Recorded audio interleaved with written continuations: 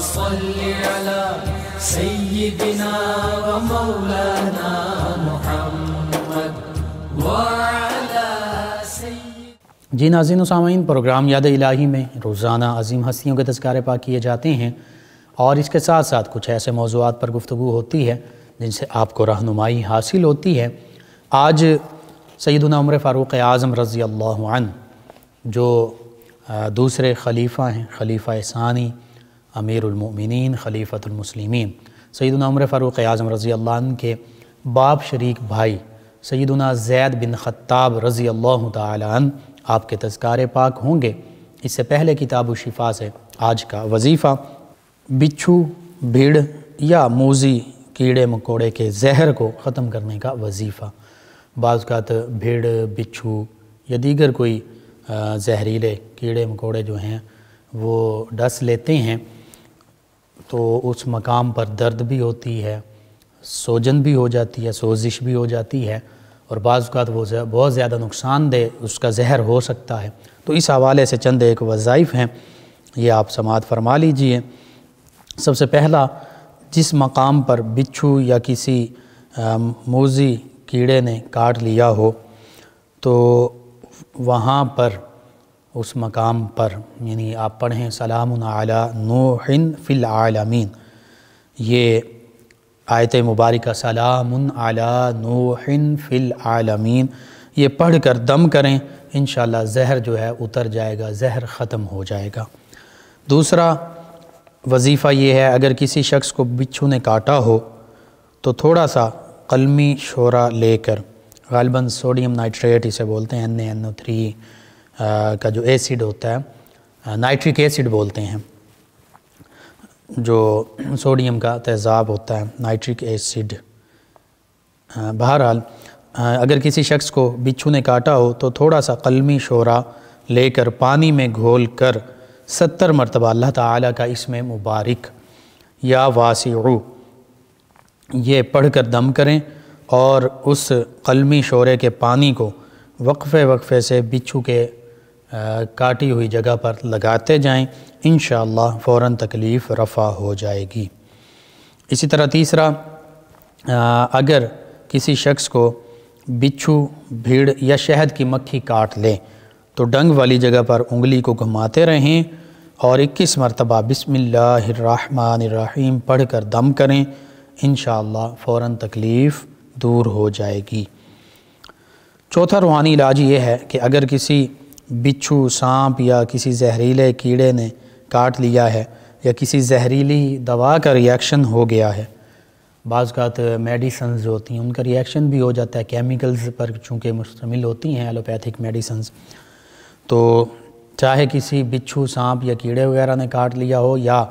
کسی میڈیسن کا، زہریلی دوا کا ریاکشن ہو گیا ہو، تو پھر اللہ تعالیٰ کے چند ایک اسماء مبارکہ ہیں۔ ان اسماء مبارکہ کو چینی کی پلیٹ پر عرق گلاب اور زعفران سے لکھیں اور پانی اس میں ڈالیں دھو کر، یعنی وہ جو لکھا تھا وہ سیاہی دھل جائے گی، وہ پانی جو ہے وہ دھو کر بار بار پلائیں حتیٰ کہ زہر جب تک ختم نہ ہو جائے اس وقت تک پلاتے رہیں، انشاءاللہ اللہ تعالیٰ شفا عطا فرمائے گا۔ وہ اسماء مبارکہ سماعت فرما لیجئے، 4 لائنوں میں یہ لکھنا ہے۔ پہلی 3 لائنوں میں 3 ایک جیسے ہی اسماء ہیں،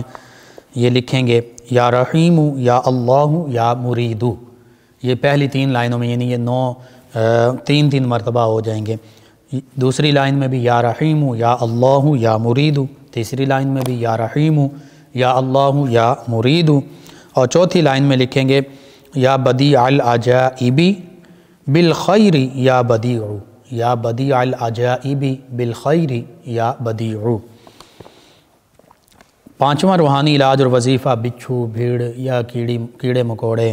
کے کاٹ لینے سے، سانپ کے زہر کو ختم کرنے کے لیے، وہ سیدنا عبداللہ بن عمر رضی اللہ عنہما فرماتے ہیں، اور یہ سنن ابی داود میں روایت موجود، کہ جب رسول اللہ صلی اللہ علیہ وآلہ وسلم سفر پر تشریف لے جاتے تو جہاں پر رات کو قیام فرماتے وہاں یہ دعا پڑھتے تھے۔ آپ دعا اور اس کا ترجمہ سماعت فرما لیجئے، اس کو یاد الہی کے یوٹیوب چینل سے ڈاؤن لوڈ کر کے دیکھ بھی سکتے ہیں، سن بھی سکتے ہیں، پڑھ بھی سکتے ہیں۔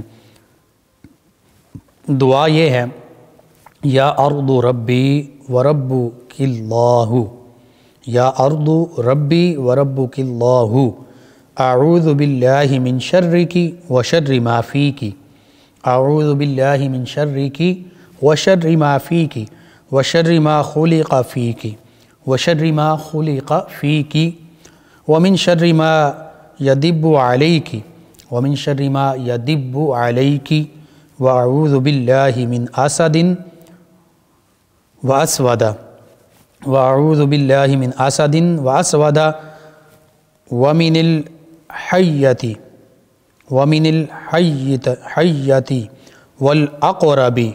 والعقرب ومن ساکن البلد ومن والد وما ولد۔ ترجمہ کچھ یوں ہے، اے زمین میرا رب اور تیرا رب اللہ ہیں، میں اللہ کی پناہ میں آتا ہوں تیرے شر سے اور اس کے شر سے جو تیرے اندر ہے،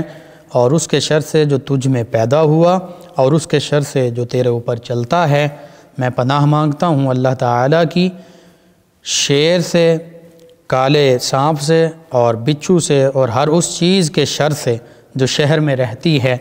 اور اس کے شر سے جن سے یہ پیدا ہوئے یا جو ان سے پیدا ہوا۔ تو بہت ہی جامع دعا، اور آقا کریم صلی اللہ علیہ وآلہ وسلم کی زبان مبارکہ سے ادا ہوئی یہ دعا، تو بالکل بڑی اس میں زمین پر رہنے والے، زمین پر چلنے والے، زمین میں پیدا ہونے والے، اسی طرح زمین کے اوپر موجود جو خونخوار جانور، درندے یا کیڑے مکوڑے ہیں موذی، ان کے شر سے، حتیٰ کہ جو ان سے پیدا ہوتے ہیں یا جن سے وہ پیدا ہوئے ہیں، ان سبھی چیزوں کے شر سے اللہ کے پیارے حبیب صلی اللہ علیہ وآلہ وسلم اللہ تعالیٰ کی پناہ طلب کر رہے ہیں۔ یہ بہت جامع دعا ہے، بالکل اس دعا کو بھی لازمی اپنے معمول کا حصہ بنائیے، انشاءاللہ اللہ تعالیٰ ہر قسم کی مخلوقات کے شر سے اپنی حفظ و امان میں رکھے گا۔ آپ اپنے معمول کا حصہ بنائیے، اپنے اعزاء اقربا، رشتہ دار، دوست، احباب، پڑوسی، محلہ دار، امت مسلمہ تک پہنچائیے۔ میرے آپ کے ہمارے بتانے سے امت مسلمہ میں سے ہمارے کسی بھی مسلمان بہن بھائی، کسی مسلمان فرد کا فائدہ ہوتا ہے، انشاءاللہ یہ ہمارے لیے دین و دنیا آخرت میں بھلائی، فائدے، نجات اور شفا کا باعث ہوگا۔ اللہ سبحانہ وتعالی مجھے، آپ کو، ہم سب کو دین و دنیا آخرت میں آسانیاں عطا فرمائے، آسانیاں بانٹنے والا بنائے اور مشکلات سے ہماری حفاظت فرمائے، آمین۔ جی ناظرین و سامعین، پیکر عزم و ہمت، مجاہد ختم نبوت اور شہید تحفظ ختم نبوت جناب سیدنا زید بن خطاب رضی اللہ تعالی عنہ، صحابہ کرام علیہم رضوان میں اہم ہستی ہیں۔ تمام صحابہ کرام علیہم رضوان بڑی عظمت، رفعت اور شان والی ہستیاں ہیں کہ آقا کریم صلی اللہ علیہ وآلہ وسلم کی براہ راست زیارت سے مشرف ہوئے۔ بعد از انبیاء کرام علیہ السلام یہ سب سے بڑا شرف ہے، صحابیت کا مقام پانا۔ اور صحابہ کرام بھی وہ کہ جنہوں نے نبی رحمت صلی اللہ علیہ وآلہ وسلم کی زیارت سے اپنی آنکھوں کو ٹھنڈا کیا، دلوں کو روشن اور منور کیا، حتیٰ کہ یہ صحابہ کرام علیہم رضوان وہ ہستیاں ہیں جنہیں آقا کریم صلی اللہ علیہ وآلہ وسلم کی معیت، رفاقت اور صحبت بھی حاصل رہی، اور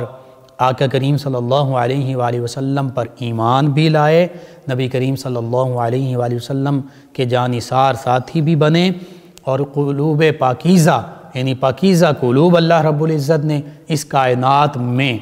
بعد از انبیاء کرام علیہ السلام سب سے زیادہ پاکیزہ قلوب انہی صحابہ کرام علیہ رضوان کو عطا فرمائے، اور رضی اللہ عنہم ورضوا عنہ کی عظمت اور مقام و مرتبہ قرآن مجید فرقان حمید میں بارہا اس مقام و مرتبے سے نوازا اللہ رب العزت نے۔ اس کا سادہ سا معنی یہ ہے کہ یہ وہ ہستیاں ہیں جو سارے کے سارا صحابہ کرام علیہم رضوان اللہ سے راضی ہیں، اللہ کی رضا، اللہ کی خوشنودی چاہنے والے ہیں، یہ اللہ سے ہر حال میں خوش، اور اللہ رب العزت ان سے خوش، اللہ رب العزت ان سے راضی۔ اور پھر مختلف مقامات پر اللہ رب العزت نے فرمایا کہ یہی کامیابی پانے والے ہیں، یہی ہمیشہ ہمیشہ جنتوں میں رہنے والے ہیں، جن کے نیچے نہریں بہتی ہیں۔ اور پھر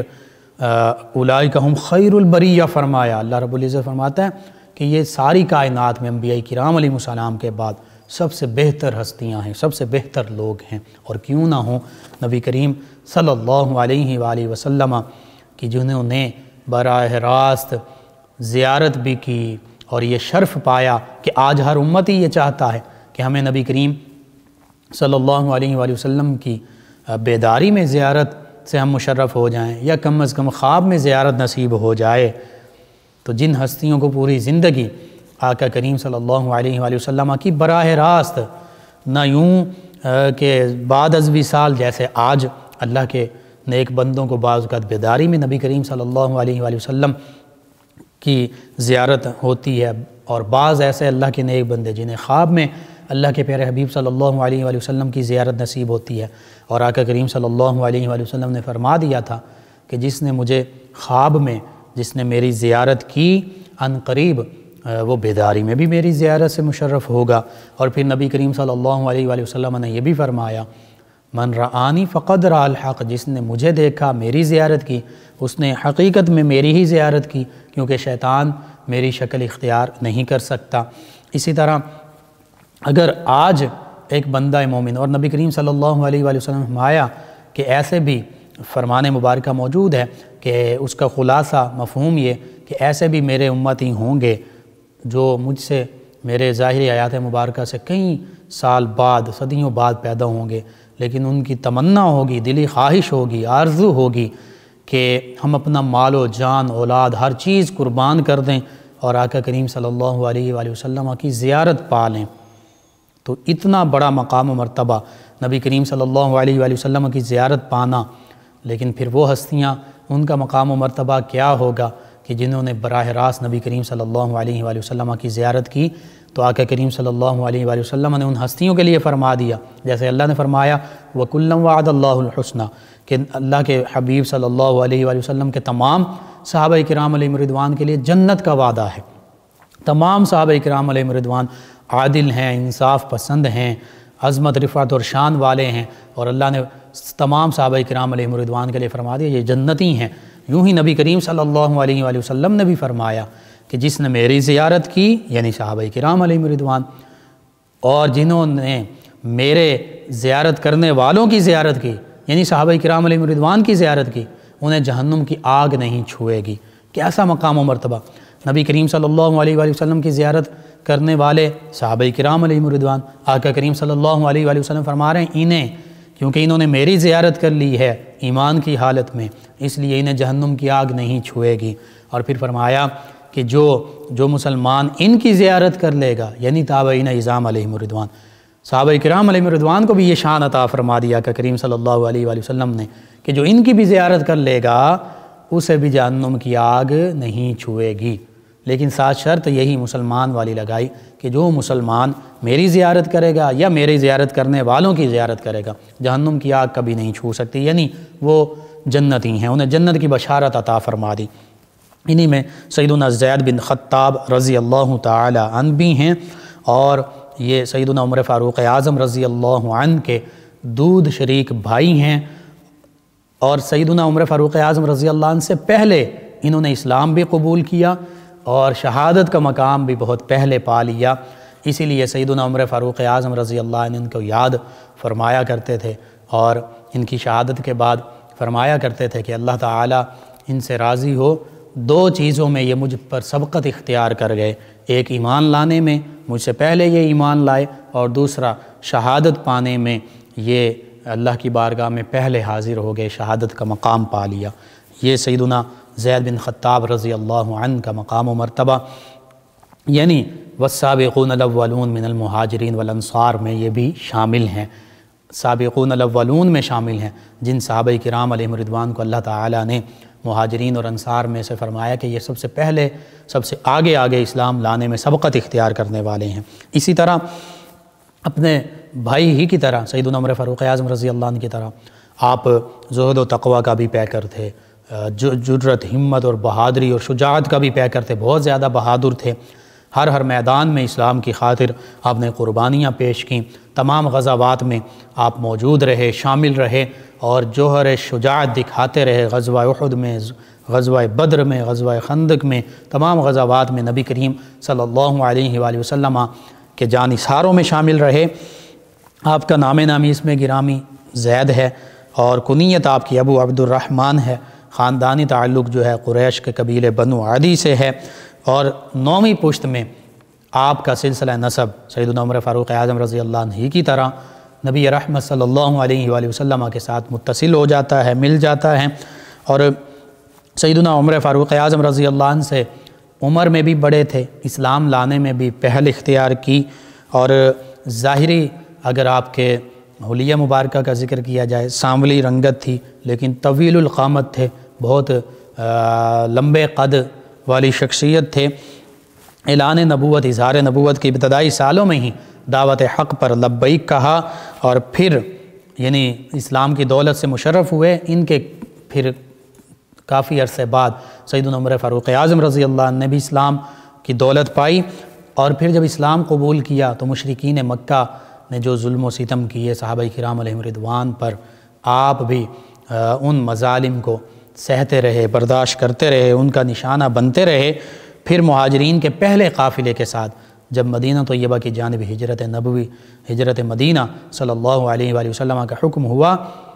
ہجرت مدینہ طیبہ کا حکم ہوا، ہجرت نبوی صلی اللہ علیہ وآلہ وسلم، اس موقع پر سب سے پہلے قافلے میں آپ شامل رہے، مدینہ طیبہ ہجرت کر کے تشریف لائے۔ اور پھر مواخات جب بھائی بھائی بنانے کا سلسلہ شروع ہوا تو حضرت معن بن عدی رضی اللہ عنہ، ان کو آقا کریم صلی اللہ علیہ وآلہ وسلم نے آپ کا دینی بھائی بنا دیا۔ تمام غزوات میں اپنی شجاعت، بہادری، ہمت کے جوہر دکھائے، بالخصوص غزوہ احد اور غزوہ خندق میں یہ سیرت کی کتابوں میں، کتاب المغازی میں موجود کہ بہت زیادہ شجاعت اور ہمت کے جوہر دکھائے۔ بیعت رضوان اور فتح مکہ کے موقع پر بھی آقا کریم صلی اللہ علیہ وآلہ وسلم کے ساتھ موجود تھے۔ ہجرت کے تیسرے سال میدان احد میں جب صحابہ کرام علیہم رضوان مشرکین مکہ کے خلاف لڑنے کے لیے میدان احد میں تشریف لا رہے تھے تو آپ کے برادر گرامی سیدنا عمر فاروق اعظم رضی اللہ عنہ نے فرمایا، اے بھائی، میں تمہیں قسم دیتا ہوں کہ میری زرہ جو لوہے کا لباس ہوتا ہے اس کو آپ پہن لیں۔ تو سیدنا زید رضی اللہ عنہ نے زرہ پہنی، لیکن پھر اسے اتار دیا، اور اتار کر سیدنا عمر فاروق اعظم رضی اللہ عنہ کو دیتے ہوئے کہنے لگے کہ اے بھائی، یہ زرہ میں نہیں پہنوں گا، آپ چاہتے ہیں کہ آپ پہلے شہادت کا مقام پا لیں، یعنی جو زرہ نہیں پہنیں گے انہیں زخم کاری لگ سکتے ہیں، زرہ کی وجہ سے بعض اوقات اس طرح گہرے زخم نہیں آتے، وہ لوہے کے لباس پر جو زرہ ہے اس پر رک جاتے ہیں۔ تو سیدنا زید بن خطاب رضی اللہ عنہ نے شہادت کا مقام و مرتبہ دیکھیے، پانے کی جستجو، شہادت پانے کی جستجو دیکھیے سیدنا عمر فاروق اعظم رضی اللہ، اور پھر اپنی اثار کی بھی سیدنا عمر فاروق اعظم رضی اللہ عنہ اثار کر کے اپنے بھائی کے لیے دے رہے ہیں، اور خود چاہتے ہیں کہ مجھے وہ زخم لگ جائیں، میں شہادت پا جاؤں۔ سیدنا زید رضی اللہ عنہ بھی اثار کر رہے ہیں، اور شہادت کا ایسا جذبہ موجود ہے کہ وہ زرہ واپس دے رہے ہیں اور کہہ رہے ہیں کہ میں چاہتا ہوں کہ میں پہلے شہادت پا جاؤں۔ یہ صحابہ کرام علیہم رضوان اشداء علی الکفار، کفار کے مقابلے میں سخت ہوا کرتے تھے، کفار سے لڑنے والے تھے، کفار سے ڈرنے والے نہیں تھے۔ رحماء بینہم، ہاں اللہ فرماتا آپس میں بڑے رحم دل ہیں۔ تو یہ جذبہ شوق شہادت، یہ جذبہ جہاد، یہ جذبہ ایثار صحابہ کرام علیہم رضوان میں یوں بدرجہ عتم موجود تھا۔ اسی طرح سیدنا زید بن خطاب رضی اللہ تعالی عنہ طلیحہ کے خلاف، جس نے نبوت کا دعویٰ کیا تھا، طلیحہ بھی بولا جاتا ہے، اور بعد میں پھر اس نے اسلام قبول کر لیا، اس لیے اس کو معافی دے دی گئی، اس کے خلاف بھی نبرد آزما رہے۔ اور پھر اس کے بعد جب مسیلمہ کذاب کے خلاف سیدنا ابو بکر صدیق رضی اللہ تعالی عنہ کے عہد مبارکہ میں ختم نبوت کے تحفظ کے لیے سب سے پہلی جنگ لڑی گئی، تو اس موقع پر سیدنا خالد بن ولید رضی اللہ عنہ بھی موجود ہیں، سیدنا زید بن خطاب رضی اللہ عنہ، یہ انہوں نے اسلامی جنگ کا اور اسلام کا جو پرچم تھا یہ انہوں نے تھاما ہوا تھا۔ اور پھر مسیلمہ کذاب کے خلاف بہت ہی جرت اور بہادری کے ساتھ یہ لڑتے رہے۔ مسلمہ کذاب کے ساتھیوں کو انہوں نے واصل جہنم بھی کیا، اور پھر اسی غزوہ یمامہ جسے کہتے ہیں، جنگ یمامہ جسے کہتے ہیں، جنگ یمامہ میں لڑتے لڑتے شہادت کا بلند مقام بھی پا لیا۔ جنگ یمامہ کے حوالے سے مختصراً اگر عرض کروں، یہ ختم نبوت کا دعویٰ کرنے والا جو مسلمہ کذاب تھا، جھوٹا دعویٰ کرنے والا دجال کذاب مسلمہ، یہ اولین جھوٹے دعوے کرنے والوں میں شامل ہے، کیونکہ نبی کریم صلی اللہ علیہ وآلہ وسلم نے فرما دیا تھا، خاص طور پر 30 کا لفظ بھی بولا، اور 30 کا لفظ کثرت کو بھی ظاہر کرتا ہے کہ میرے بعد 30 ایسے دجال کذاب ہوں گے، جھوٹے لوگ ہوں گے جو نبوت کا جھوٹا دعویٰ کریں گے، اور فرمایا کہ میں آخری نبی ہوں، میرے بعد کوئی نبی نہیں۔ ان جھوٹے دعویٰ کرنے والوں میں مسلمہ کذاب بھی شامل تھا۔ تو صحابہ کرام علیہم رضوان ہزاروں کی تعداد میں اس کے خلاف میدان عمل میں نکلے، اور پھر 1200 صحابہ کرام علیہم رضوان انہوں نے اس جنگ یمامہ میں شہادت کا مقام پایا۔ یہ تاریخ اسلام کے ریکارڈ پر موجود ہے کہ جتنی غزوات ہوئیں، 27 غزوات اور دیگر سرایا 56 کا بھی ذکر ملتا ہے، ٹوٹل 27 کم و بیش غزوات اور سرایا ہیں جو آقا کریم صلی اللہ علیہ وآلہ وسلم کی 87 ٹوٹل ہیں 87 غزوات اور سرایا، جن میں آقا کریم صلی اللہ علیہ وآلہ وسلم اور صحابہ کرام علیہم رضوان پیش رہے۔ ان میں شہادت پانے والے صحابہ کرام علیہم رضوان کی تعداد کم و بیش 256 ہے۔ 87 غزوات اور سرایا ہوئی ہیں، جنگیں ہوئی ہیں، صرف 256 صحابہ کرام علیہم رضوان نے شہادت پائی۔ لیکن ادھر ایک جنگ یمامہ ہے، اور اس ایک جنگ یمامہ میں 1200 صحابہ کرام علیہم رضوان نے شہادت کا مقام پایا، اور ان 1200 میں سے 700 ایسے صحابہ کرام علیہم رضوان ہیں جو قرآن مجید فرقان حمید کے قاری اور حافظ ہیں، جنہوں نے قرآن مجید فرقان حمید کو یاد کیا ہوا ہے۔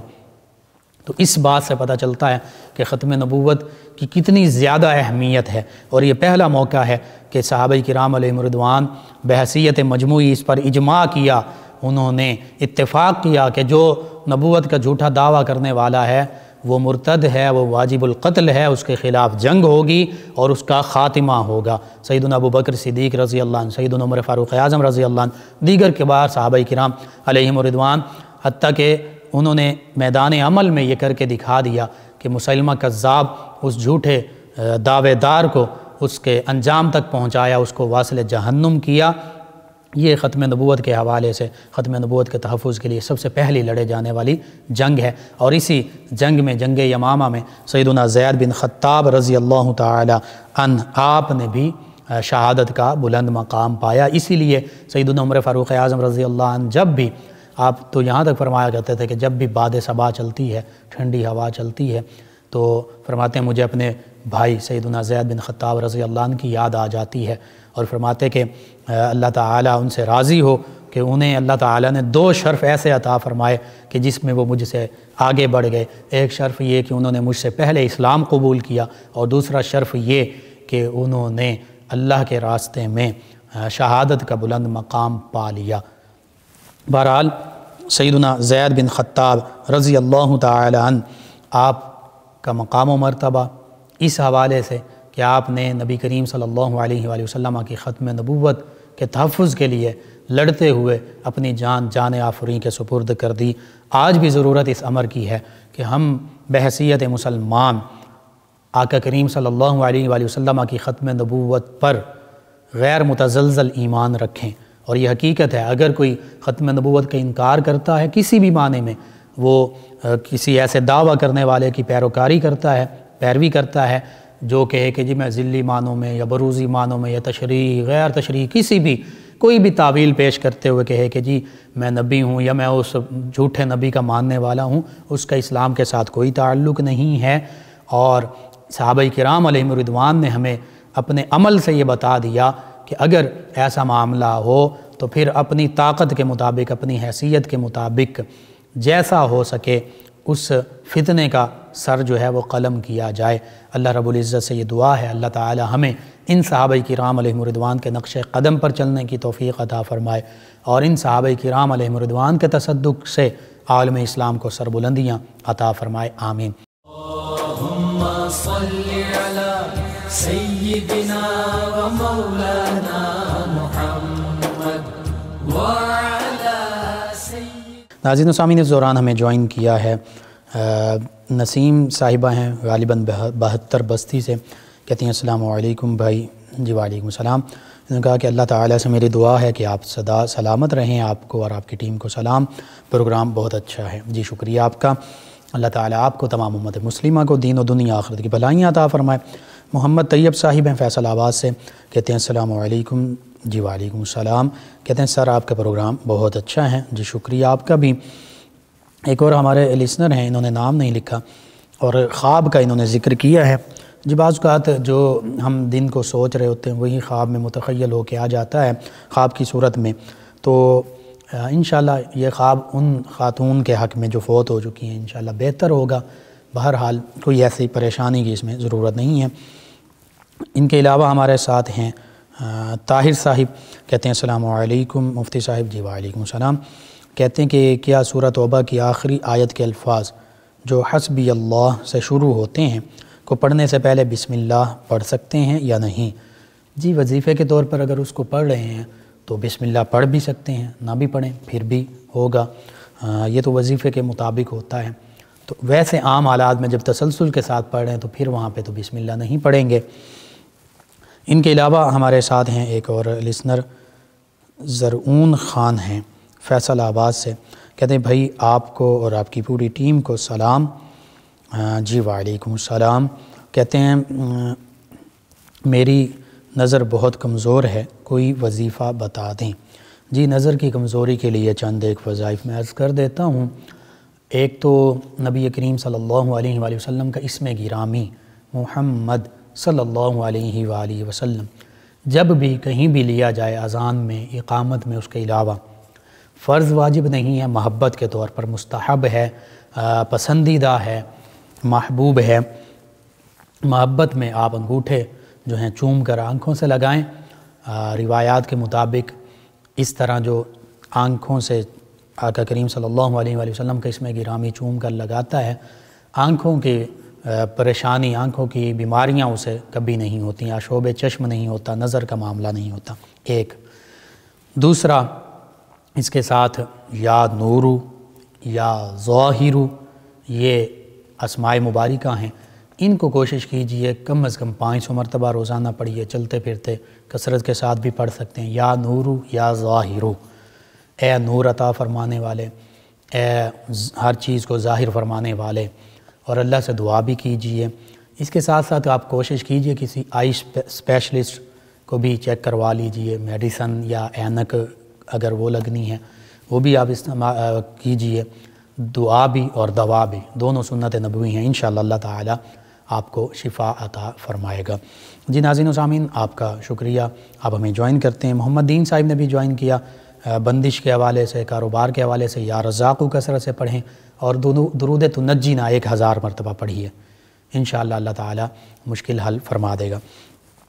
پروگرام یاد الہی کا وقت ختم ہوا چاہتا ہے، انشاءاللہ کل صبح دوبارہ آپ سے ملاقات ہوگی۔ پروگرام یاد الہی میں اپنے میزبان محمد لقمان رضا اور ہماری ٹیم کو اجازت دیجیے۔ اللہ نگہبان۔ اللہم صل علی سیدنا و مولانا